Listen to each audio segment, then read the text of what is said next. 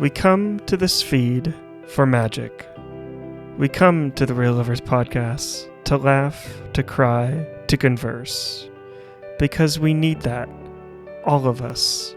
That indescribable feeling we get when the music begins to fade. And we go somewhere we've never been before. Somehow, heartbreak feels good in a place like this. Our hosts feel like the best of all of us, and discussions feel perfect and powerful. Because here, they are the Real Lovers Podcast. Hello, everyone, and welcome back to the Real Lovers Podcast, the only podcast here on the internet that is covering all of the movies in the Letterboxd Top 250. And during the ongoing writer strike and the SAG-AFTRA strike, we are covering all the movies in that 250 that are not struck.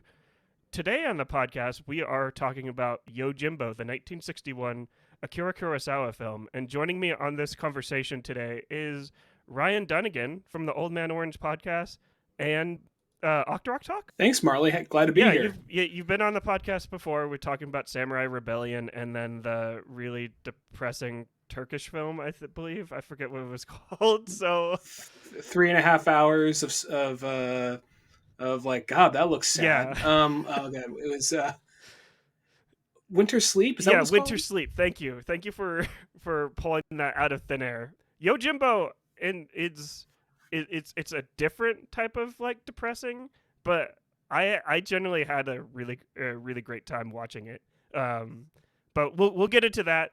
Let's just kind of vibe because it's been a while since we talked. What have you been up to? Just been kind of existing. Just been kind of busy lately. I've for people, well, probably most people listening don't know. I'm actually, you know this. I moved to the Netherlands with my wife about a year ago, and it's been kind of the things of been just trying to. I guess we've kind of finally found that, what's the word I'm looking for? The new normal, because there's the things of, oh, you got to get this out of the way, you got to get that out of the way, kind of like, moving around, shuffling things. Now we're at that point where we're just kind of, okay, this is the normal now, and just kind of finally have a minute to breathe, and we're going on vacation in like a few days, so that's gonna be nice. But beyond that, I actually, it's fitting that you aren't covering the a lot of big SAG films and writer films and all that, just because I was like, man, I have not kept up with a lot. So when I heard it was on strike, so you're keeping in line with the strike and not promoting certain movies, I was like, oh, that fits, because I'm way behind on a lot. Right. Yeah, it's definitely allowing me. I'm not trying to say like the strikes like aren't important, but it's allowed me to kind of get caught up on like films like Yojimbo that I probably should have seen a long time ago. I will say that I have probably seen Yojimbo like scenes like separate scenes from each other, not like a whole film, just because like in film class like they would show like, oh, this film means a lot to me and stuff like that, and they would just show it. But watching it like full on like really like brought a new appreciation to Akira Kurosawa and the film Yojimbo. But this is kind of the first time that I believe that you've been married since we've been recording. So congratulations again, and all the people in the comments, please congratulate Ryan on just making that transition to being married and going to the Netherlands. I couldn't even imagine just like going to like another country and trying to establish yourself. So like I commend you for that, because I couldn't do that. So it helps that a lot of people here speak English. I'm going to say that. And I don't try to be the guy walking around like, you speak American to me. But like I am practicing my Dutch. So most things start, sorry, ik spreek Engels, and then they transfer like, oh yeah, sure, whatever, so, but, but yeah, my wife is here to help guide me into that. And I'll say another thing is, depending on like where I'm at, like how do I put this? Because I didn't really, it's those things you don't think about when you come to another country. Like not all movies or shows have the same copyright, even if you see an ad saying available worldwide, and you hear like, oh no, it's not on this platform. If it is, it's not in this language or whatever, you know. Hmm. So it's kind of weird things like that. Yeah, like I won't mention like. Well, I guess I'll mention it just a little bit, but like I have lots of friends in Australia, and I just saw the new DC superhero film starring a Latin American, starring a Latin American like About kid a bug, about about a bug about a boy. bug boy, and That's so crazy that you saw a DC movie and I haven't. yeah, which is That's so so it's not crazy. out in the Look at me, Netherlands you know. yet. It's not out in the Netherlands. Yeah, it's out in the Netherlands. That's like sometimes movies come like a movie about I'll say it in Dutch. This is not granted they just call the movie its English name in Hmm. Dutch, but in here, but I'll just say it in Dutch. Um, Jungen Ninja Mutant Skillpad, like that. That right there came out like almost a month later, but the Azul Bug Boy came out like I think the same time. Or sometimes it comes out like a week earlier. It depends. Yeah, like I just had that example just because like my friends in like Australia, they like I saw like that film and they said, "Oh, we don't get it till like the end of September," which it was out like That's we weird. got it like a full month. It just doesn't make any sense and stuff like that. I don't know. I just think that's weird. Like, what is like your experience like watching like movies like in another country that are traditionally like kind of like made for Eastern like audience like America and stuff like that. It's not that big a difference if you're saying like a big American film Mm-hmm. or a big movie in English. Like it's gonna just be there Mm-hmm. with Dutch subtitles Mm-hmm. below, and then also if it's like an animated kids film, then they'll still release the Dutch version, or there's the American version. Like when I went to go see, I went to go see. You actually came on my show about Mm-hmm. it, and we talked about a popular video game movie that came out. And then I took my nephew, my Dutch nephew, to go see it in Dutch. So it was kind of one of those things. It's just I don't know. It's not that big of a difference. Mm-hmm. There's small things. There's small things. Like it's like if you buy I feel like if you buy a beer in an American movie theater, it's like whoa, dude, it's got to be some cool place like Alamo Draft House. We're here, it's just like you want a beer, and go get it. You know, so That's it's kind of like it's small things like that. And also, they actually have a thing where a lot of theaters have this thing like, hey guys, if someone's talking, text us. We'll make something happen. You know, and shadowy luckily figures that coming hasn't out of the happened. dark, coming behind the They curtain. know, like the Dutch know not to like. I don't know what's gonna happen. Like some kind of like eldritch creature from like Dutch mythology comes out. I don't know, but like it's like it just they'll put out a text at the beginning of the film like, "Hey, don't fucking talk, all right?" You know. This is like the shadowy figure from Spirited Away, just coming out of the shadows. Like, if I owned a movie theater, that's personally what I would do. If people started texting, I would just have The like, thing with the holding the coins, you know. yeah, yeah, just hold it, just like put your phone away, dipshit. Put your phone away, dipshit. It's just like, I don't know. That's the one thing that I would do. Like, just like a bunch of movie references if people broke the rules. But like one thing that kind of like so most movies like have subtitles, like Dutch subtitles. Like if it's Yeah, if you're going to see an American movie or an English speaking movie. that's something that I want. I want like American like movie theaters to normalize. Like there should be like an option for like if I want to like go see like a latest new release, I shouldn't have to talk to the manager and say like, "Hey, can I get like those those weird glasses that they give you to put on to get have like for closed captioning?" There should be specific screens where it'd be like, "Hey, I Hmm. want this movie in subtitles." Because I don't know about you. I don't know if it's because I'm getting older and like the movies are just getting more hip and like loud. Like I sometimes I can't even hear the dialogue in like certain new releases. Like, do you like? Do you feel the same way? I I didn't see it, but I'm assuming because we've talked about Christopher Nolan doing this in a lot of his movies, and his newest movie, I'm guessing there's a lot of low talking and like stern stares at each other, Mm-hmm. you know. So I'm guessing like I bet there's probably gonna be. I mean, I'm sure you can get the gist of it, but I'm guessing that happens with that flick. Yeah, it definitely does. You get it in pretty much most of Christopher Nolan films. Like the score is just always just so overbearing, and like not saying like his films are bad at all. I don't want people like coming after me in like the comments, but like eh, there needs to be like you need to like we need to take down those barriers for people that like enjoy like subtitles for like movies, just because like even like when I'm watching like a film like on a streaming service, I always like opt in for subtitles. I'm not sure if it's a sound mixing thing or if it's just a we're getting old thing. Because like every other show my wife and I watch together now, are like let's put on the subtitles. I can't hear what they're saying. You know, I guess it just happens when you turn 30. I think it's a little combination of both, but I think it's also sound mixing because if you think about it, like these filmmakers have to like they have to like program or like edit like their films for like all these different formats. 'Cause, like AMC, you got the Dolby. The Cinemark, you have like sort of like Dolby, but it's not like the premium experiences are kind of like all across the board, and you have to like I can't even imagine like what a filmmaker would like have to go through, especially if it going to streaming. You have to like you can't have like the file size like too incredible, just because like most people won't be able to stream it because bandwidth is like terrible like here in the States. I don't know how it is in the Netherlands, like how the internet works over there, but I imagine that Internet's. there's probably some caps, like for sure.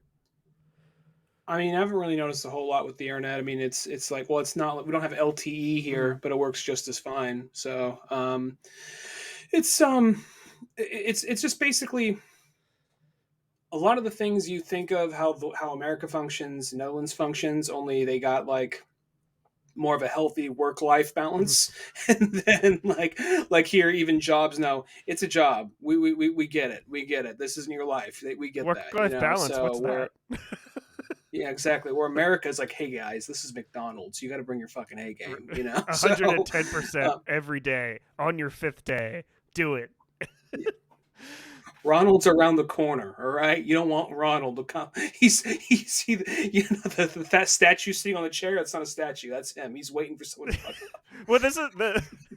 I like how we're getting into the labor movement a little bit now, just because that kind of coincides like It all connects. connects like with the whole strikes and like what I'm doing on the Real Livers podcast, like not covering like strike content. I I have to. I promise it won't be like this. Well, all these questions I'm directing towards you are like the difference between America and the Netherlands, but it just so happens I just have to ask like if you bring up like to just like a random like civilian there that's never been to America, like what do they think about like the writer's strike and like the SAG after strikes? If you ever even bring it up, like if you like even if you don't bring it up, like that's fine. But My wife and I have talked about mm, it, and we're on the same page, like yeah, you. But like as far as it hasn't it's not something that's popped up a whole lot in conversation just because they have their own things happening over mm, here, and I'll be honest, I'd probably be more aware of what's happening over here if I could understand the news. That's one of the reasons I'm watching the Dutch. While learning Dutch, I'm still watching a lot of I still watch a lot of like American news and whatnot, and but like at the same time I'm still like I said learn learning my Dutch so I can actively participate in the conversations and know we're in the States we got like two political parties. Here there's like 12 political parties, oh so wow, um, yeah, and there's a lot more nuances between them, and rather than just being like we like all like like we hate you, there's kind of like things in the middle of kind of like we don't agree with them on this, but we kind of work with them on that. Yeah, yeah, there's kind of like factions where like they're all going for power, but at the same time like oh well, we're cool with these guys over here though, well we fucking hate them around the corner though, so yeah, it's kind of like that. yeah. And Go ahead. Sorry. oh no, I thought that was it, Ralph. Yeah. I just like I just had to ask that just because like I think as of recording this, it's like it's been 136 days since the writers have been on strike and 63 days since the actors are on strike, and now it's like I think last week the video game industry like voice actors are on strike as well. So Oh, really? When that I think happened? it was a couple. It was like a couple of weeks ago uh, No. that they voted for a strike. So like go them, because the video game industry, as we all know, is probably just about as brutal as like the film industry. Just always kind of like striving for profits. It's just it's frustrating. But like the reason why I asked that question like originally is that like I'm starting to notice like here like in my own like circle like around like normal people is that a lot of people are either aren't aware of the strikes, or they are just kind of like talking about like, hey, like they make millions of dollars and stuff like that, they should just end the strikes. And I'm just like, it just seems it seems like everyone's tired here in America, where they're just like they just don't want like, yeah, like that's great that they're on strike, but they should also just end it too because I want to watch movies. So it's like, Well, that I'm going to say, well, I mean, I don't know. I feel like it's too simplistic. Well, I want groceries, but at the same time, like, like the bag boy's got to get paid, right? right. So it's kind of like, or the person, the cashier has to get paid. So I mean, I mean, I know that it's also one of those things of like, it sounds like at a first glance, it looks kind of like, dude, you live in LA, you drive, you got to you're on the biggest show possible. What are you talking about? You didn't like you're on strike, and then you hear that like, okay, yeah, we're not talking about like, when it comes to writers, we're not talking about like Aaron Sorkin Mm-hmm. or like Quentin Tarantino or any of that kind of stuff. We're talking about like staff room writers that are barely just trying to get in. They just kind of jump like then when it comes to like, I'm sure you've talked about it, but then there's that thing. It just sounds so like literally like heartless and so like mechanical. Just the idea of like, yeah, you know what? Rather than paying you, we want to pay you for a day, scan your face, and throw you in the background, and you will forever be just a face in the background. That's all you'll ever be because we don't need you to come in after that. Like that kind of thing. Like, are you shitting me? So I think if most people, if you actually heard what they make and then what that way they're being like treated, Mm-hmm. I think most people would come around because at a first glance, it's like, what are you talking about? They're a bunch of Hollywood folks. They're probably doing fine. And you actually listen to what a lot of the entry level people are going through. It's like, oh yeah, no, that's fucked up. No, that's inhuman. Yeah, and like everything you said there is spot on, and I feel like what you said there about people like extras being scanned in and being like in forever in film history. I could see the way you described it, especially like right there. I could see like an executive like trying to spin that in like a good way, even though it sounds horrible. It's like executives are just saying like, "Oh, you want to be a part of film history forever, right?" Like you like come with us, and we'll just scan your face, and like you'll be a part of every film for the rest of your life. We'll only pay you once though, but don't you want that on your legacy? And I'm like, yeah, I do, but I also want to get paid in the process. So He says, well, he's like, parking his like Porsche that turns into a his helicopter or gold whatever. Porsche that turns into a helicopter Exactly. as he flies to his private island, and I'm like, yeah, the wealth, Made of cocaine. yeah, the wealth gap in this country is like absolutely like insane. It's yeah. I want to like head down to LA and like go to and kind of like support like the strikes. I just haven't really had the time to like make it down there. It's just I don't know. It's absolutely insane. I hope it ends real soon, just because I would like to talk about like the movies that are coming out, because like there's been some movies that I actually wanted to like talk about like with you and like other people within my circle, but it's just like I guess we could talk about it like offline, obviously, but like if I wanted to like record it, it's like like I don't really know who I would be supporting, if I'm actually supporting the filmmakers or telling people to go see it, and then pad like these CEOs pockets like even more. It's just like yeah. Well, it's also kind of like it's weird because there's kind of a trickle down effect with what's going on because I feel like it started with the Writers Guild, right? Yeah. And then it started with, there's usually always a strike happening somewhere in the country, Hmm. but it started with the Writers Guild. Then it followed up with the Actors Guild. Hmm. Now you're saying the Voice Actors Hmm. Guild, and now Sega Specifically has video games. recently, Like, yeah, yeah. yeah, and Sega finally unionized when Sega programmers were finally Hmm. unionized after Sega was trying to smack that down for Right. years. So, and then I know there's other more unionization popping up. So, if anything, this is something that's kind of like coming up in a way, like, and I think that there's that even like um I don't know. I don't really watch like tech spec Hmm. YouTube channels, but there's apparently one that came out a little while ago that's been out for a while. It's one of the big ones, and there's a lot of abuse happening in there and a lot of like pushback on strikes on unionization. But now that thing, I think people are trying to form a union now, and it's kind of coming out like, oh, okay, So it's Yeah. kind of like this has kind of got the ball rolling on a lot of stuff.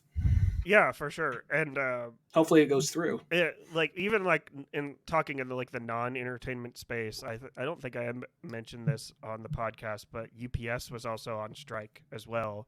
Like they're already unionized and they're pushing for like better pay, and they actually won, which is like absolutely incredible just because they basically just said, "Hey, you want these packages? We're not going to deliver them." And then basically the company just like said, "Okay, we'll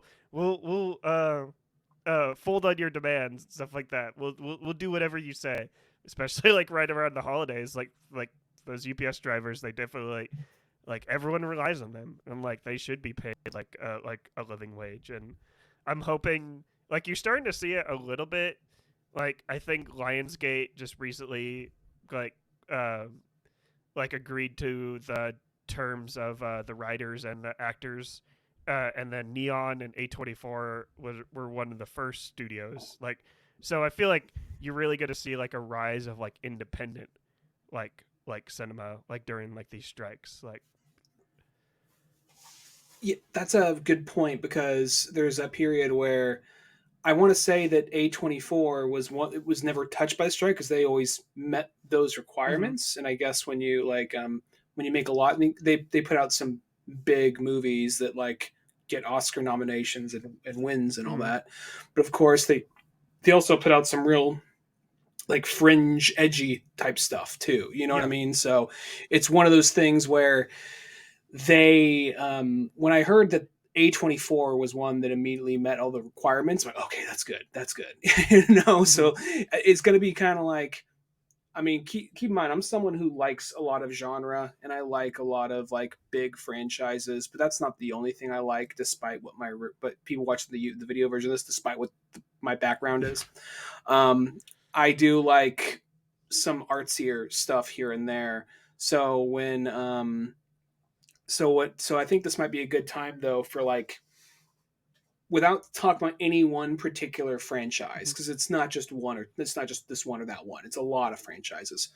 There is this thing now where it's kind of like, don't get me wrong, I like fan service, but I feel like they're trying to just jam the fan service down our fucking throat. You know mm-hmm. what I mean? That's all it is. It's just the fan service. It's the fan service now. Where there's a point where you'd be killing to see, oh, dude, I want to see this. So like, there's that point where you're just willing to see like these things out of the comic or out of the video game or any of that. But now a lot of it feels kind of hollow. There are times where it nails it, but then there are times where I feel like you guys are just going off a checklist. Mm-hmm. I feel like that the strike, I feel like they just know they can push paying what they're paying them, throw that shit out there, and they'll get their money back with what they're paying the writers and well, maybe not a big movie, maybe not a big movie, but like as far though, I think it kind of has a trickle down effect. But and I think now they're gonna have to be smarter and actually care about what they're doing. And it's suddenly like one was a two of the biggest movies that came out this summer was a biopic that's 3 hours long About and the creator of really Atomic Bomb. yeah, about the atomic bomb. And the other is, yes, it's an IP, but it was really a movie about like feminism and being human, you know, Right. and it was a comedy. So it wasn't like so it's one of those things where it shows that the audience is smart enough. They don't need explosions and boom. I know the other one it has big boom in it, but they don't need constant booms and constant like CG to capture their attention. You can tell a good story with like witty dialogue and character development, and people will show and people will recognize it. So, and I think that if we just stop churning out the same old thing, and I think something like A20 with actually having something like Neon and A24 and Lionsgate was the other one you said? Yeah, Lionsgate, I believe. Yeah, Agreed to because influence. A24 has always been like, I think Film Bros have always liked Magnet and A24, but I feel like with not a lot of competition and those being the only things out there for a little bit, I think it's going to help kind of like turn some taste a particular way, maybe. Yeah, for sure. But I have to ask, since we were talking a little bit about A24, did you see Talk to Me yet? Since we're kind of in spooky season. I want to, but I haven't seen it yet. I know that that's by the Rocka Rocka guys, and I remember like dying of laughter from their like McDonald's sketch from like when I was like in late college or like early like late high school, early college, and I'm like, wait, that's those guys. So when I heard it was them, I really wanted to like see it, but I haven't had a chance to See, yet. I don't really know anything about like the director's like past history, but I will say it's probably one of the better horror movies that I've seen like this year, and it's I was like thrilled to hear that A24 has already greenlit a sequel, and the way they greenlit it, I'm sure you've seen the promo, right, for like Talk to Me, of the hand. Yeah, it's basically. I mean, you saw the movie, correct? Yeah. Hmm. If I can make a stab in the dark without seeing the movie, is it basically about kind of like the hand is a representation for like drugs or numbing yourself to the pain of the real of grief and all that? Is it something to that effect? I don't want to give too much away, but you're in the right direction. You're going in the right direction. Okay. Uh, So, I mean, I haven't seen the movie, but I'm guessing that there's something in such a way where we could have that someone else get the hand or something to that effect. yeah, and I think you nailed it. Like especially with like it's not really a spoiler, but especially with like kind of like how teens kind of like react to like drug use, especially in today's day and age, like with social media. I thought that part was absolutely fascinating. It takes a really interesting turn like towards the second and third act that I feel like if you were feeling the movie in the first couple acts, then you would absolutely love it. But if you weren't, then you'll probably fall flat on its face. But I was totally like all about like that movie. I gave it 5 stars on Letterboxd. It's one of my favorite movies of the year so far. I want to see that. Unfortunately, because at the end of the into the next year, Spencer and I we always do our Hmm. top 10 movies of the year, and I feel so bad because like I don't really have like any cool. I don't have like, oh, I saw this cool like documentary, or there's always going to be like a Marvel movie or a DC movie or something like that on my list. That's always going to be there. Hmm. It is what it is. But I always make time for like this over here that are just other weird shit, and I it's just been like the big obvious things because that's all I've really had time to watch, just the big obvious things. So I really need to get caught up at some point, and it's just sometimes you're at just the mercy of what has the what it has the what's the word I'm looking for rights to be over Hmm. here, or what streaming service is available over here. Right. And uh, I like that's the other thing. It's like you just said. It's just like it's difficult to like watch like all these movies. Like all these streaming services say like oh they're everywhere, but I like is Hulu even there? I don't even know if they are. Like I wouldn't pay for it if I was you just because they just jacked up my prices like from $20 to $25 a month now. So I'm like Jesus, they're really just ticking it up slowly. yeah, it. Yeah, Hulu is kind of here. Like Hulu and Disney Plus are kind of the same Mhm. thing, but some shows are not on Hulu. They're taken out and sprinkled around other places. So, Yeah. I basically canceled all streaming services. The only ones I really have now are Crunchyroll and then Apple TV, Apple TV Plus. I'm mhm. not. Is Apple TV even over? over there. You can. Yeah. That's. Oh yeah, that's I mean, right. I don't want to. Yeah, Because yeah. you meant, I think the last time you were on, we talked about Ted Lasso a little bit and how you're pushing through with that. I know that's a strong company, but that would kind of suck out. But yeah, It's already over, yeah, but yeah. but yeah. Um, yeah, but I'm really just watching Crunchyroll because I got hooked on One Piece finally. Have you been seeing some of my posts about that lately? So, I saw it pop up here and there. Here's the thing. I've actually um people are going to call me a heathen. I've actually never watched One Piece or read the hmm manga just because here's the thing. I know it's probably better than Dragon Ball Z. I'm sure it probably is, just because I hear a lot of people say, "Oh my god, it has this kind of character development. There's so much thought that goes into this and that and everything." I'm like, I'm sure it is, but it's been going on for 25 years, and I do not like the character designs, or at least I don't like the art style. hmm That's the thing. I don't like the art style, and I'm sure it'll come.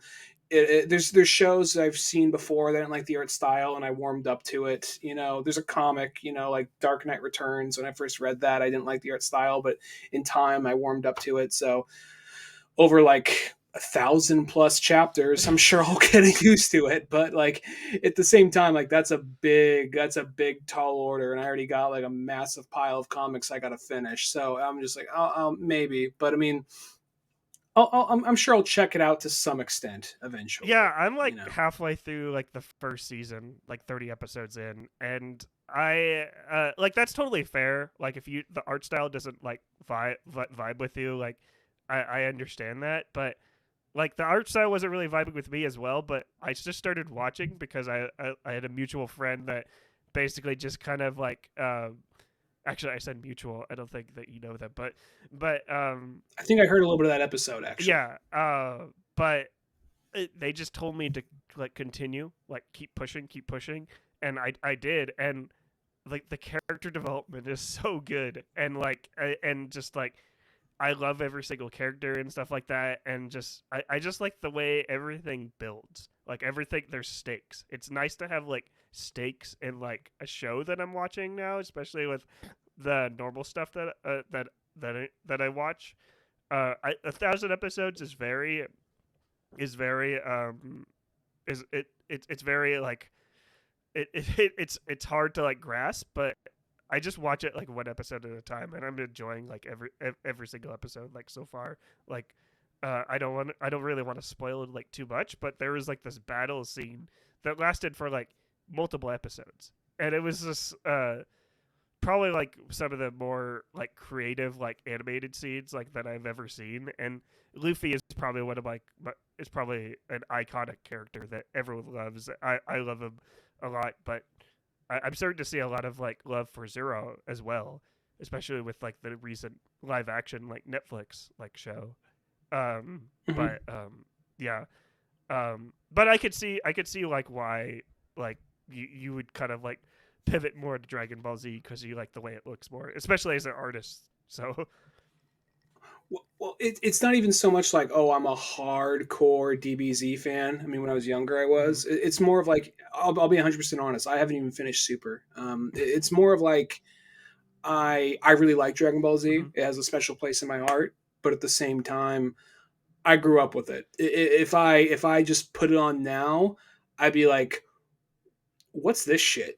No, right, like, it would be a little bit of like, it would like, yeah, I think that's something you had to grow up with, and you got to have. And my favorite episodes are more of like, when I was younger, I was really interested in where the story's going. Where's the story's going? And they're always finding the next guy, and he's dead. Oh wait, no, he's not. And now, like, even though that could still be fun, and there's still some great moments or great characters that come out of that, I think back on it now, and I'm like, I like the simplicity of like the Saiyan saga. mhm, I really like the simplicity of the Saiyan saga, and I think that's actually my favorite period of Dragon Ball Z. Like, right, before Namek, before Majin Buu, and all that. Saiyan saga, fighting Frieza and I'm fighting not Frieza, Nappa and Vegeta. But One Piece, it's not that I'm like against it. I think there was a point where, because that came out, like, I think it came to America, at least when I was in high school, like, or near the end of high mhm, school, and I was just and I I was still into anime at that time, but I think it was put out by 4Kids Entertainment, and they butchered it. So I was just like, what's this shit? I'm not even gonna bother. Like one of them, I think there's the character who I think's the chef who's always having a cigarette. Mm-hmm. They made it like a lollipop or something like that, like in 4Kids Entertainment. You know who 4Kids Entertainment is, right? Yeah, that's the English dub, right, of One Piece. English dub company. I mean, they produced a couple of American shows, but they're the English dub company for like Pokemon, like they're infamous. Brock hands up like a plate of rice balls, like Mm. here, have a donut. Is it- So it's like Well, one of the things I do love about Crunchyroll is that you could switch from like the original like language to like the English dub. So I was watching One Piece. I was thinking it was like episode like 15. I was just like, no, I just want to try out this feature and see what the English dub actually sounds like. I listened to like 5 seconds of One Piece and I was just like, nope, going back. I was just like, they totally butchered it. They totally butchered like the English dub for One Piece. I can see that, and I guess at the time I thought it was a kids show. Mm-hmm. I thought it was like more of a kids show, and then I found out like later because I mean this is gonna sound weird to a lot of listeners, but back in like mid 2000s, like up in the like up in like Sonora, like Tuolumne County, there wasn't a lot of internet everywhere. You couldn't really get a lot of internet, so you really couldn't look this stuff up a lot of the times. Mm-hmm. So it was one of those shows I just put off, and they're like, "Oh, it's really good." Apparently, oh my god, it's been going on this whole time. It's still really good. Well, maybe one day I'll check it out. I don't know. That's a lot of episodes to catch up on, or a lot of issues to catch up on. But maybe one day. It definitely is, but I'm just slowly updating like my journey like through One Piece, and like one of my friends actually did say like that's what the fandom like really enjoys, like when someone new kind of like starts watching. That's a lot of people that get glued in on this one person. It's kind of like experiencing like the ride that they've already experienced. Kind of like with me with like a certain movie about cars that went to space and back. Uh, so people like kind of like seeing people's journey like through One Piece, and that's part of the reason why I'm doing it, because there's like I will say like there's like a couple episodes of that I've already watched. The way they end, like someone that's new to anime, the way some episodes of One Piece ended, I would not have want to watch this live, just because the way Oda, like the creator of One Piece, ended like a certain episode, I was like, what the heck? What are you doing? I'm like, it's like a huge cliffhanger where they basically kill off made the audience think that that Oda killed off one of the main characters, and it's just like I'm glad I'm like have like 1,000 episodes. I just know that this character is obviously not dead. But if I was watching this, like if I was like when I was like 10, like I would have been like absolutely crushed. Yeah. It's one of those things where, how do I put it? Like, trying to think, because anime was something I used to love a lot, Mm-hmm. but then I just kind of fell behind. And I have my shows. There's the shows I cherry pick. Like this one looks Mm-hmm. interesting, and there's like my classics. There's my favorites. There's like Cowboy Mm-hmm. Bebop, Neon Genesis Evangelion, Black Lagoon, Outlaw Star, all the boomer anime, really. But at the same time, though, there's like a show will kind of catch you off guard, and like I don't know, the worst thing is like when there's a show you kind of like the way it starts out, and then you get 3 episodes in, Mm-hmm. like it's gonna pick back up, right? And it gets like, oh, you guys are doing this shit, okay, like there was like there's like a show, I think it was like Fire Force, and I liked the first episode, and there's a little bit of that etchy stuff in it, but whatever, just a little bit of it. Mm-hmm. Okay, cool. What is it's the anime? I expect that. And then they introduce a character who's like every time she walks in her room, her skirt falls off or her shirt comes off or something by accident, and there's just like a that kind of shit. And then like that's her whole character arc, and then like there's a dramatic ass scene, like a very dramatic scene involving her, and that shit still happens. And then this shit then it still looks at you, it's like, hey, but take it seriously. So it's like that's the thing about anime, like what am I getting here? Right. I am I mean, it's noticing not a genre, it's a medium, so I should clarify. But yeah, I am noticing as someone that's like rather new to anime that's watching One Piece, the way like animators and like artists are like drawing women. I'm just like I see you. Like everyone likes to like make fun of like the Disney animators for being horny. I think Japanese animators have they got a whole new level.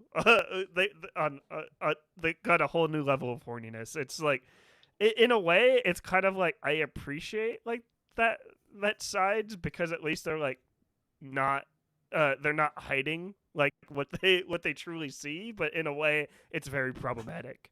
I'm trying to like not notice it when watching the show just because a lot of these characters are designed in very risque and very problematic ways. yeah, I think it's kind of like a case by case basis. Like, what is the concept of the show? What's the show asking of you as an audience member? Mhm. And like, it's kind of like, for instance, like I'm going to use the same. I'm going to use the same game, the same game franchise, but two different examples from the franchise, like a Metal Gear Solid. Metal Gear Solid 3, there's the character Eva, I believe, Mhm. and she's basically meant to be like a sleeper agent, and she's kind of like also kind of like a Bond girl esque type character, and she's wearing a jumpsuit that zip down if you see her bra or whatever. And it's like, okay, yeah, it's unrealistic, it's sexualized, but at the same time, for what they're trying to ape and homage and trying to give it that swinging 60s vibe at the same time, make it kind of 0070, I kind of get what you guys are going for, Mhm. and that's not the whole time. It's just a few times here and there. And then like Metal Gear Solid 5 comes out, and we get a character called Quiet. And Quiet is like she just walks around in a bikini, and she has like a high like a giant sniper rifle, and she doesn't talk, and it's like it's like a incel's wet dream right there. Like, oh my god, she doesn't talk and she wears a bikini. That's awesome. So it's like, so it's kind of like one of those things that they, of course, like, oh well, she's not wearing clothes because she has photosynthesis, so therefore that's what she has photos. That's how she teleports, photosynthesis. So that's why she can't wear clothes. She breathes through her skin. Like, yeah, sure, that makes fucking sense. You Okay. probably make that up after the fact. Just to make you sound like it's just like make you sound like less of a creep. So Exactly. So there's places where it's just like I think there's depending on what the show is asking. Another thing with Metal Gear Solid is it asks you to take it. They ask you to take it seriously. Mhm. They ask you to like go on this journey of self discovery and what does it mean to be a soldier. Oh, meanwhile, check this shit out.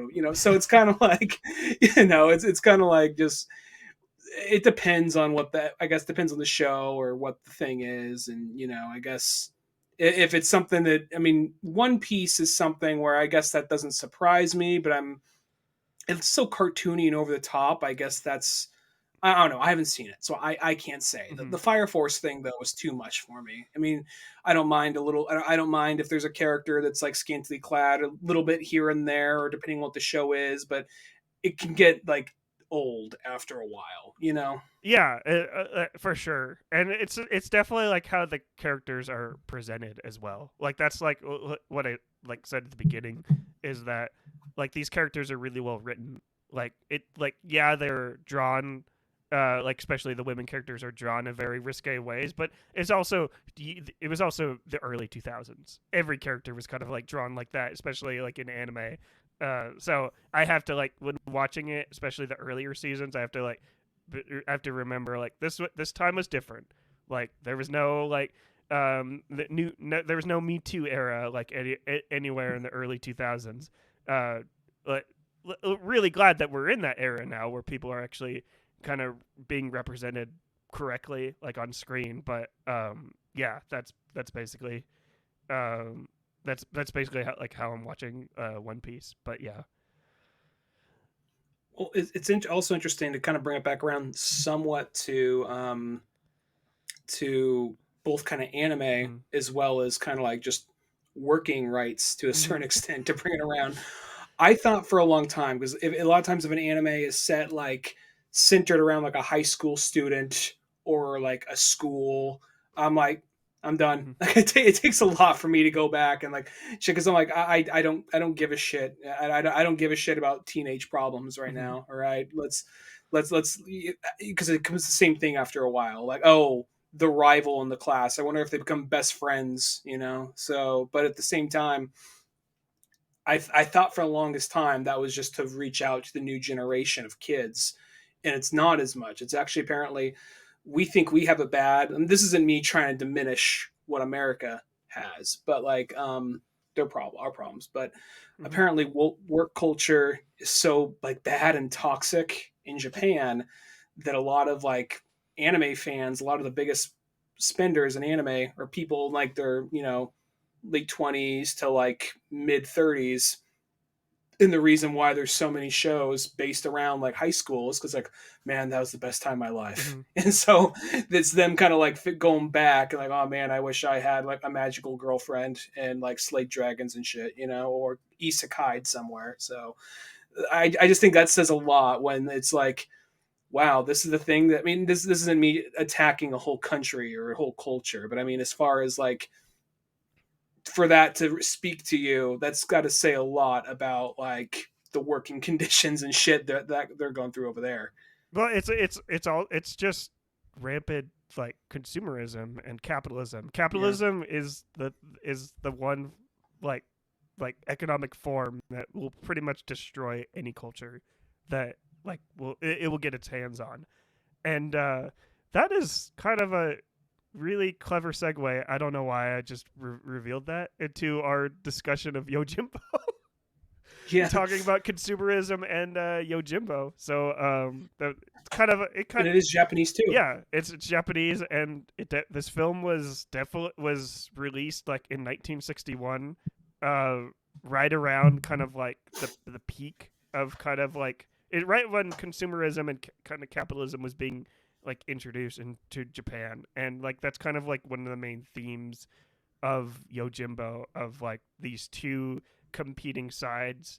Like one was the sake breweries, and then the silk and like the silk companies. And this is my first watch, and I mentioned like at the early part of the podcast, I've seen like bits and pieces like in like film class, like film theory classes, and always thought it was like really really incredible. But seeing like this film like all 110 minutes like from start to finish really made me appreciate Akira Kurosawa like on a whole nother level. Just like how he kind of like builds like the story through characters and cinematography, like really made my like blew my mind on so many levels. But Ryan, you've seen this film before, right?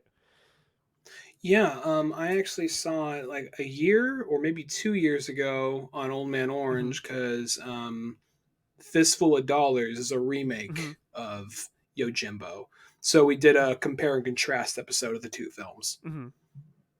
Yeah. And that was my first time watching it, and there's enough differences to watch the two, but Fistful of Dollars is definitely a remake down to like some of the same Mm-hmm. lines and like motions the characters do. So but yeah, I mean there's some characters that aren't there, some characters that are like flipped around or composited, but generally it is a remake. And I I'm probably not that I'm going to sit here and make comparisons the whole time. I still probably prefer the Fistful of Dollars because that's the first one I saw, Mm-hmm. and that movie holds a really special place in my heart. But this movie is a very like it's a fantastic film, and it has almost kind of helped popularize the whole. I mean, there's always I think there's lore and stories with the stranger comes to town and saves the day, but Mm-hmm. this kind of popularized the and helped create the archetype in film at least of like the lone wanderer. I mean no, no, that's Mm-hmm. not actually not the only thing. I know John Wayne was before that and other western characters, but kind of Mifune kind of took it to the next level. Mm-hmm. Yeah, especially like I said, this was like my first time watch. It was really nice, kind of like watching this film and seeing like all the other films that came after it, seeing like how Yojimbo was inspired on so many levels. Like I immediately thought of Rango, the Verbinski film. Like that's basically like a a lone lizard, not a lone wolf, but it was nice kind of like seeing like all these references kind of like connected together, and how like really like if you think about it, like Japanese cinema really inspires pretty much everyone.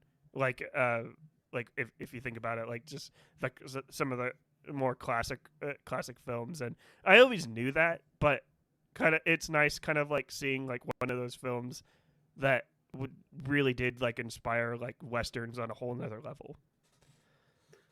Well, it is interesting because when Kurosawa was making this movie, just double checking, the actor is Mifune, right? I want to make Uh, sure I didn't get the wrong Toshiro name there.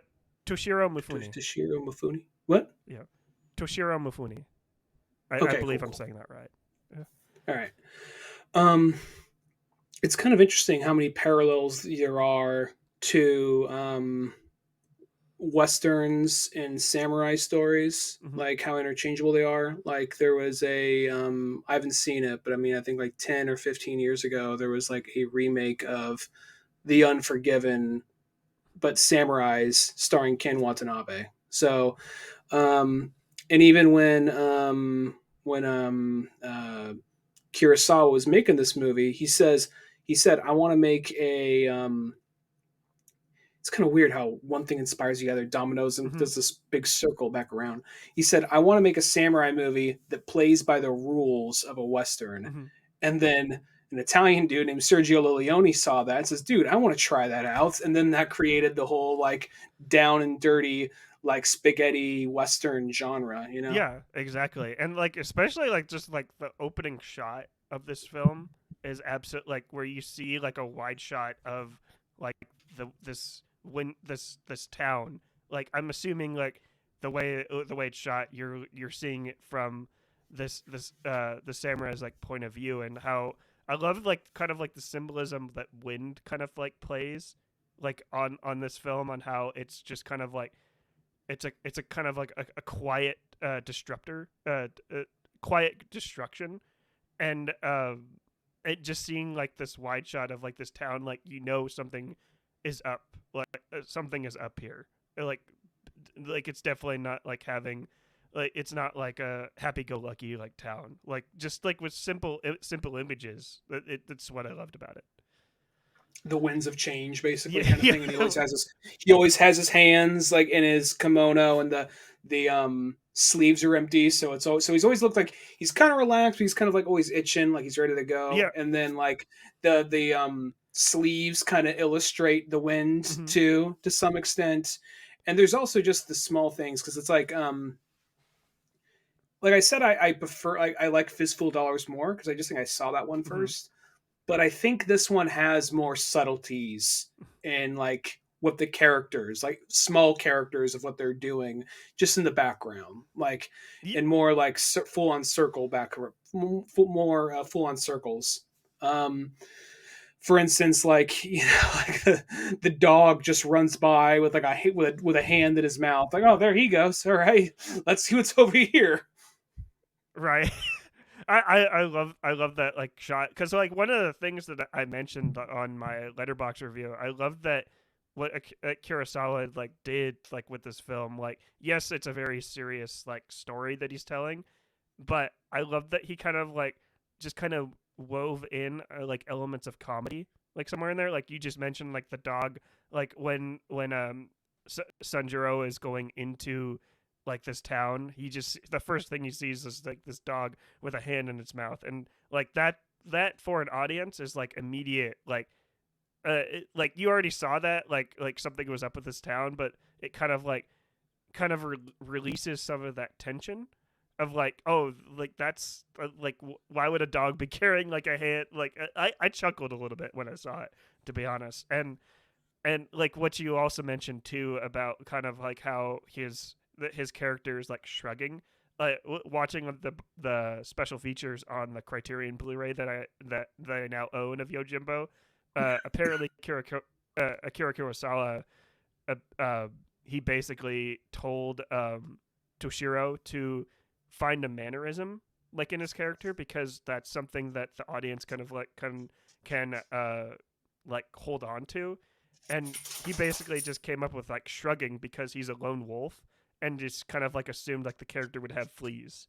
So the whole shrugging is like him kind of like feeling kind of itchy and stuff like that. So he just kind of like went with that. I thought that was actually really cool. So Well, I think it kind of also helps because he is somebody who's calm and reserved, but mm-hmm. out of that, it kind of sneaks out a little bit. Like, I don't fucking like this over here, you know. So Right. it's kind of like this weird twit, like, you know. And he tries to be meaner than what he is, especially when he saves that family at some point. But he's Mm-hmm. just trying to say the cruelest shit to them possible to get it, just to get them out of there in the first place, you know. So Yeah. but there's also this things about it, like something that I think is interesting is the bad guys, both sides of the villains are like buffoons, but the thing Mm-hmm. about it is it's kind of like, yes, they're stupid, but at the same time, when stupid people get scared or stupid people get desperate, they get more stupid and they get more dangerous. Yes.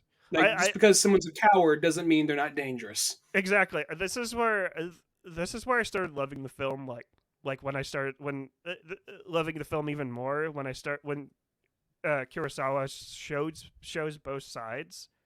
Like because in most films, like another film that came out like earlier this year, How to Blow Up a Pipeline, a neon film. Like that is a film that is just showing one side about people being like enraged like with the system.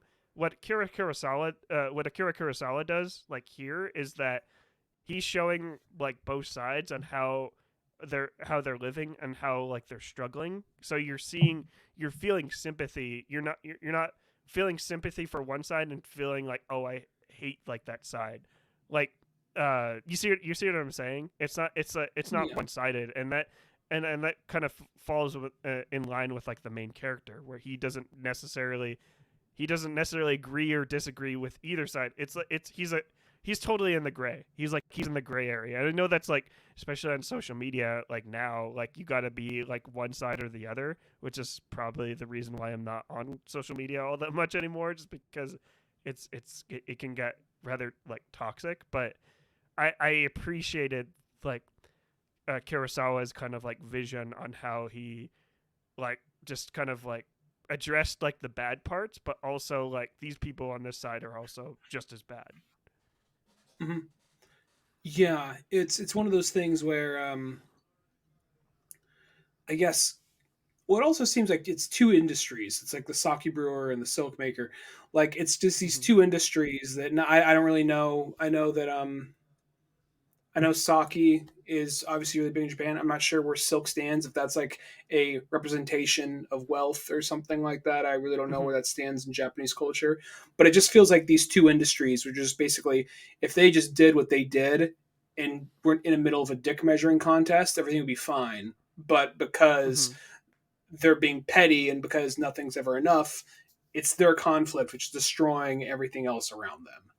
And It they're also like reactionary to everything. mm-hmm. And there's like that scene where, like, I think something that if someone was to do like a plot point like this, I mean, if let's say hypothetically this movie never came out, it was never made, and someone tried to do this thing now, I think people would say, all right, you can't put together that shit got more intense between the two of you when you have one guy in the middle who's going back and forth. You guys aren't piecing this shit together.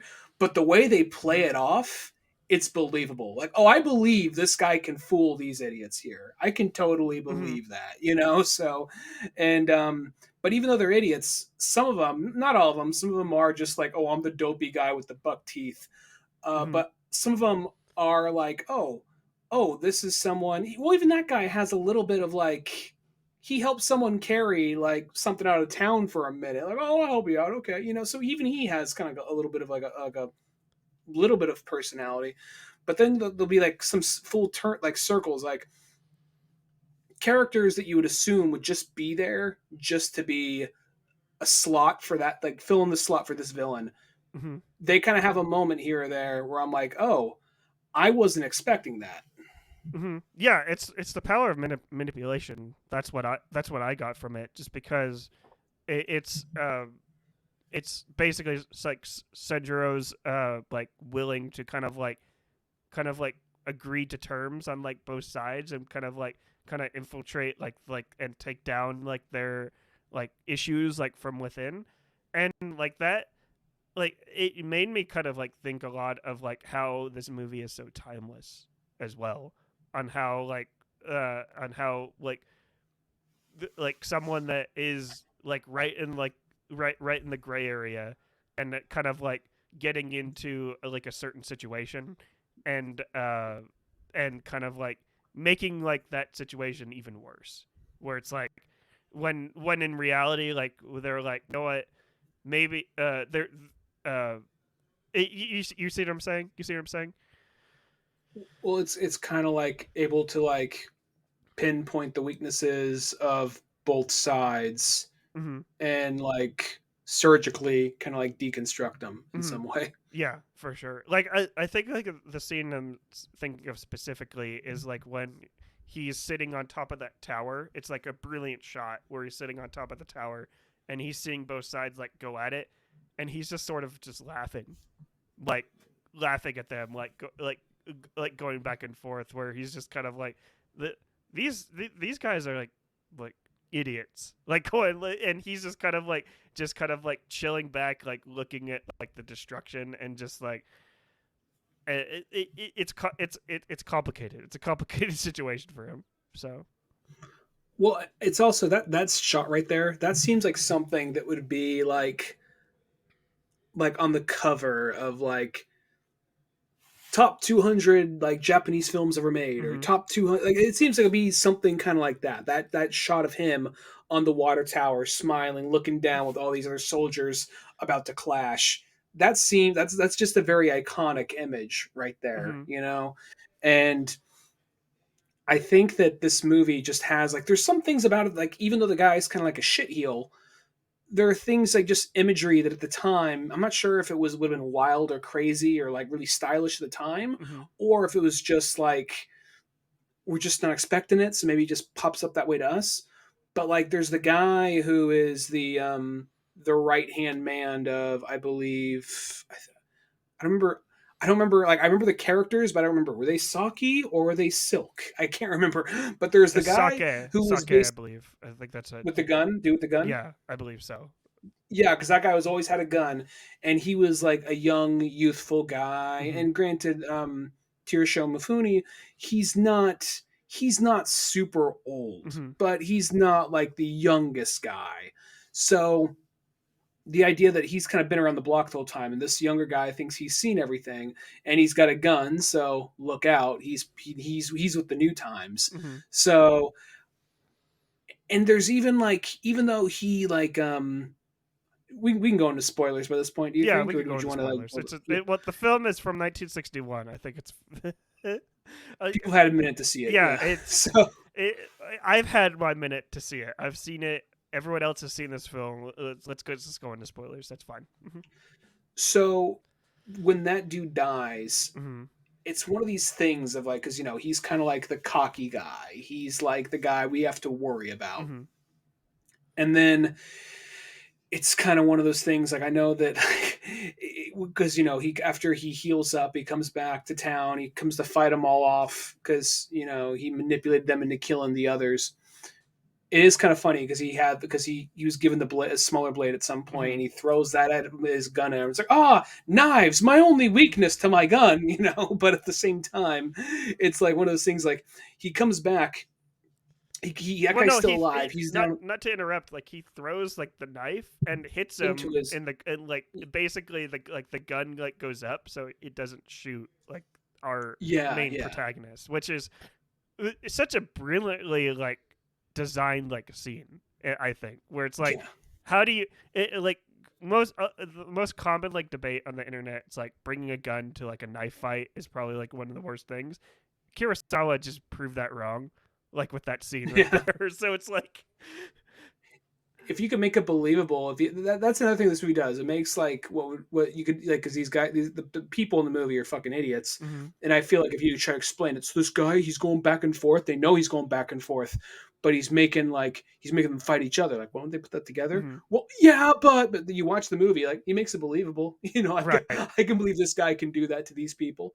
And the knife thing is that too, like because it has the long shot of him, and he's slashing between guys, the camera's moving, falling back, Mm-hmm. and then he goes back to that guy, and that guy is having trouble. He's a younger guy, and he's always been the hot shit, and he's never really had a challenge because big fish, small pond kind of thing.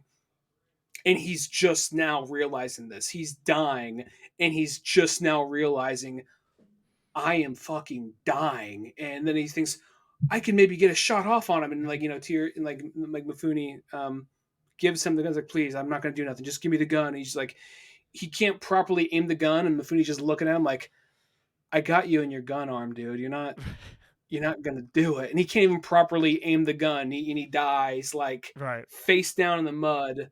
Not this glorious badass death he thought he was gonna have. And there's even a smaller thing, like when he like frames um the when he frames the silk people into looking like they killed a bunch of men, Mm-hmm. and he like knocks things over, and like the guy with the guns walking around, it's not even a thing that really like holds on it. It's just such a small passing moment, Mm-hmm. but it says so much about the character. When he's walking by, he has the gun, and then like something from above, like some like corn mill or some rice or something falls above. He like really like freaks out for a second, Mm-hmm. and then he goes back to acting cool. But it's not like a single shot of him. He's just in the background, and no one else saw it. Yeah. Totally. And even like the scene where he's like holding the gun and he's trying to shoot like the main protagonist. Like I love the decision that Kurosawa had to like have like Sanjuro like trust him like with the gun. Like at first he was like reaching for it, and then our main protagonist like comes out and basically it basically like puts the gun in his hand because he trusts him, that he knows that he's too weak at this moment and to actually shoot, but like the what that character like wants is to actually shoot him.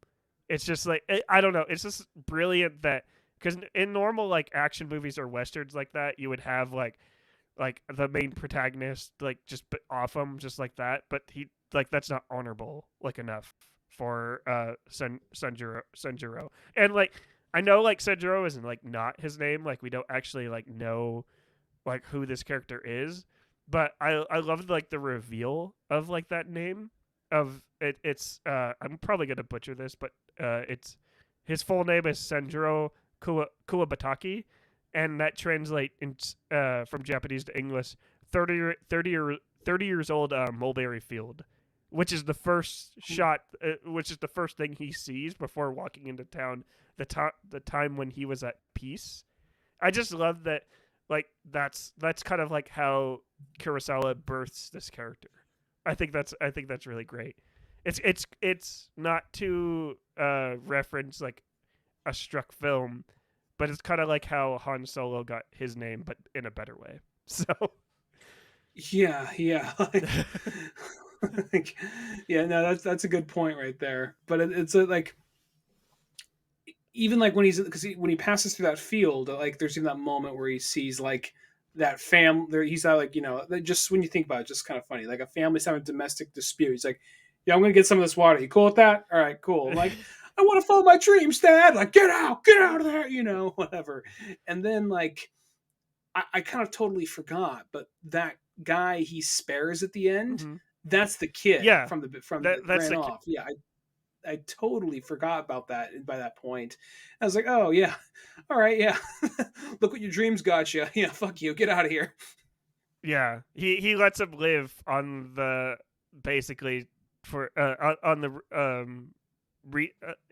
basically lets him live if he drops everything that he was doing and goes back to living a very mundane life away from like all this violence. Like that's like another thing. Like I've been watching like a lot of films that like aren't very violent. I like that there's violence in here, but I like that there's consequences for like the violence and how Mhm. like violent behavior can turn characters into absolute monsters. And like I know that's obvious, but I just like the way it's illustrated here.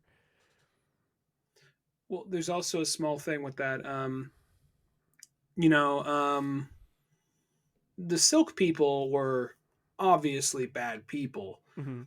but it was so fucking cold when you see them execute like the heads of the house. I mean, we know the father was a piece of shit. We know the Hmm. mother was a piece of shit because she was saying, let's kill Sutro.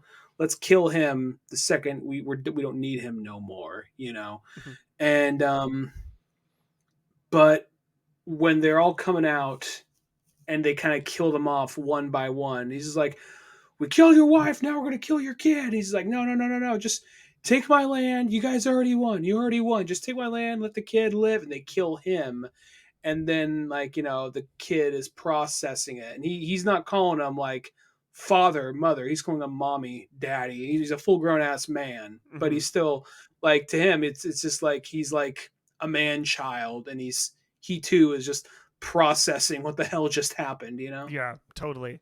That scene like is absolutely tragic. Like I wasn't crying like during this film, but there's definitely like a lot of like emotional scenes like that definitely had me on the like verge of crying. But yeah. Is there anything else that you you wanted to like mention about Yojimbo? I just think it's I just think it's a really good movie, and I really liked it the first time I saw it, but I like it more the second time Mm-hmm. because I think there's just maybe just it reminded me more Mm-hmm. of it, but it just, I don't know, it's just interesting, like how like everything kind of inspires everything to some extent, Mm-hmm. like people think like, oh, like zombie movies are inspired by westerns, but westerns are inspired by this, and this is inspired by that. Mm-hmm. It kind of all trickles back to something. But I just think it's kind of interesting, just like the level of a guy, a Japanese dude says, "I want to make a samurai movie, but I want it to feel like a western." Mm-hmm. And then a Italian guy said, "I want to make a western based on this samurai movie I saw." And then like it just kind of, and then that kind of created like a whole like subgenre of western. And it kind of, this pulls a lot. I mean, because even like I'm not really sure, like, because I know it's not, I'm by no means like the samurai expert. I know I came on your other Yeah. episode where we covered a samurai movie with, is it the same star? I think it's the same I star. It think might be. I think so. I didn't look that up I'm gonna prior feel to like such an recording. asshole if I'm wrong. Yeah, I didn't look But that up prior to recording, but I will agree with you just so we both look like idiots at this point. If yeah, yeah, yeah. if we're So, but wrong, so but if we're right, then we look like geniuses, right? exactly, exactly. We look like we're cultured and shit. Right. Anyway, he says with like a stuffed Sonic behind him. Yeah. But, but like you got Hiroshima Mifune behind you. I got like I got all this shit. But anyway, To be fair, it's just a screen, so I could just change it like right behind me, like on a flip of a hat, like a flip of a coin. Like I could just change it to Fast and true. Furious if I really want to. So Oh, well, I true, do have true. Okay. Funkos right here if you so for the Oh, audience they're all watching blurred on out. YouTube. Yeah. So But like it's one of those things where how that, because this has a lot of that, the thing about like a lot of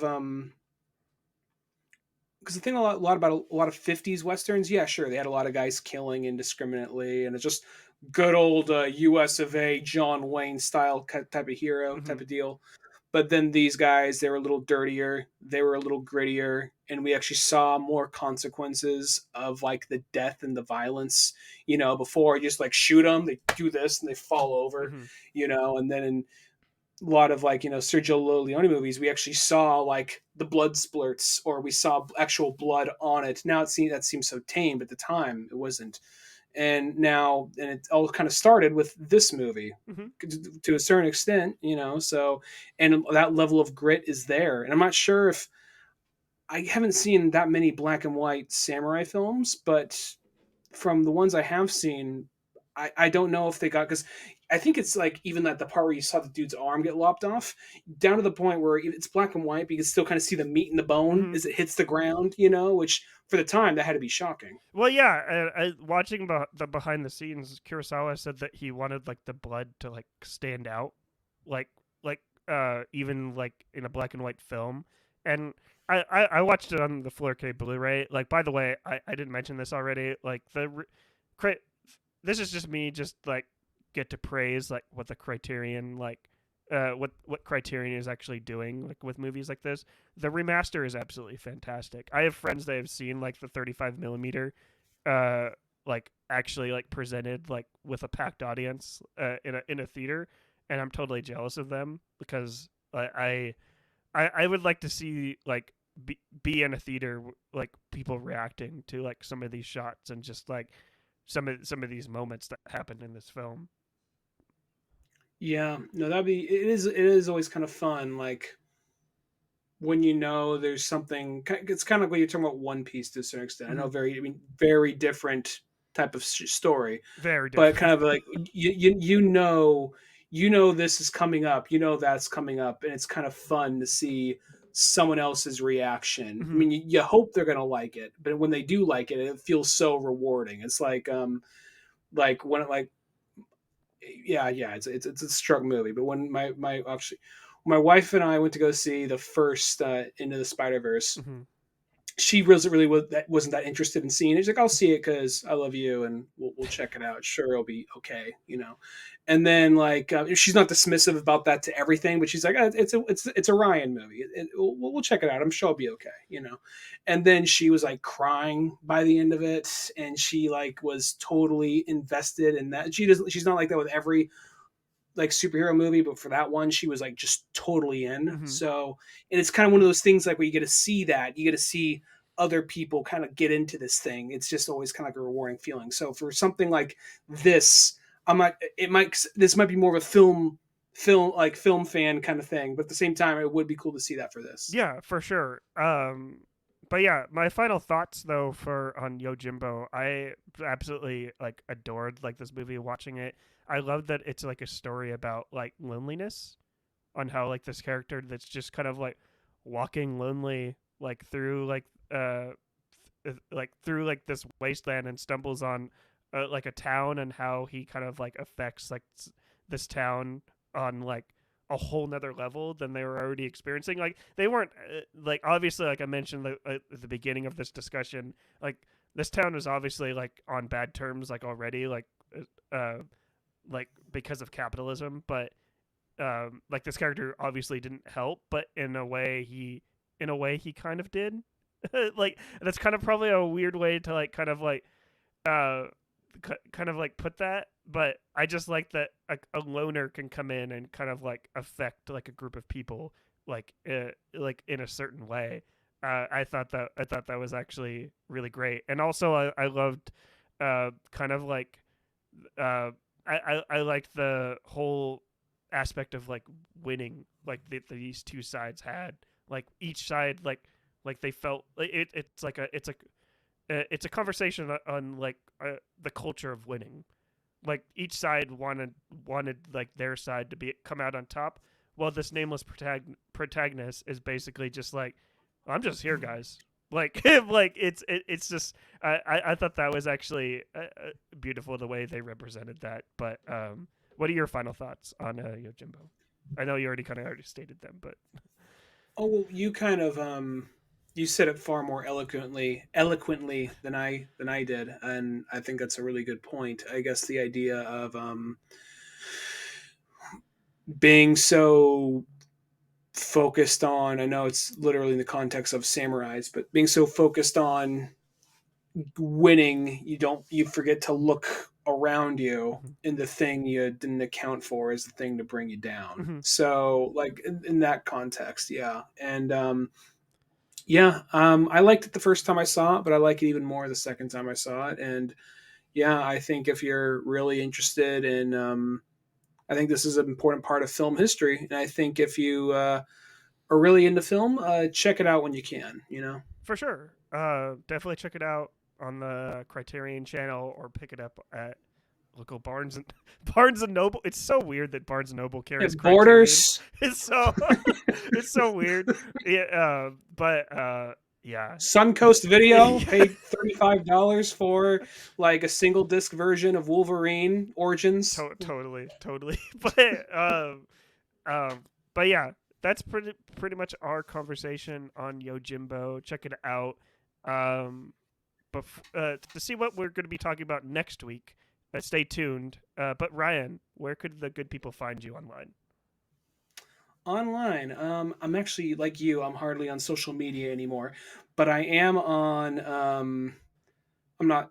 I'm dead naming it. I don't care. Twitter. I'm on Twitter at Dunigan Ryan, and I'm also on Instagram at Grit5. I have two podcasts I'm on. I'm on Old Man Orange with Spencer Scott Holmes, and Octorok Talk with my good friend James Ville and James Artville, and those are both on Spotify. Yeah, definitely check out this podcast. They're really great, and give Ryan a follow on social media. I'm really glad that you said Twitter, not X, because it's Twitter. It's not. It's so stupid. It's fucking stupid. But yeah, you could follow me on Twitter. At Marley Film and pretty much all the social medias at Marley. I got that nailed down. I'm pretty much all the social medias. I'm Marley Loves Film. The main ones are Twitter, Instagram, and then YouTube as well. You could listen to this podcast anywhere where you listen to podcasts. Spotify, Anchor, or Spotify for podcasters, iTunes, pretty much anywhere where you listen to podcasts. This podcast is at. Give us a 5-star rating, and if you want, if you like what we're doing here, give us a subscribe on Patreon for like $1. You can subscribe to this podcast for $1 and get access to our community Discord server and stuff like that. But the next film we're going to be watching on the Letterboxd Top 250 series, the film that is not struck, is The Chungking Express, the Wong Kar-wai film from 1994, The Chungking Express. So check that film out, and we'll have a conversation about it. What was that? I have to look that one up. Yeah. I have not seen it, although I have multiple friends that have seen it, and they absolutely love it. Anyways, for the Real Livers podcast, my name is Marley Silverbrand. And I'm Ryan Dunigan. And keep watching movies.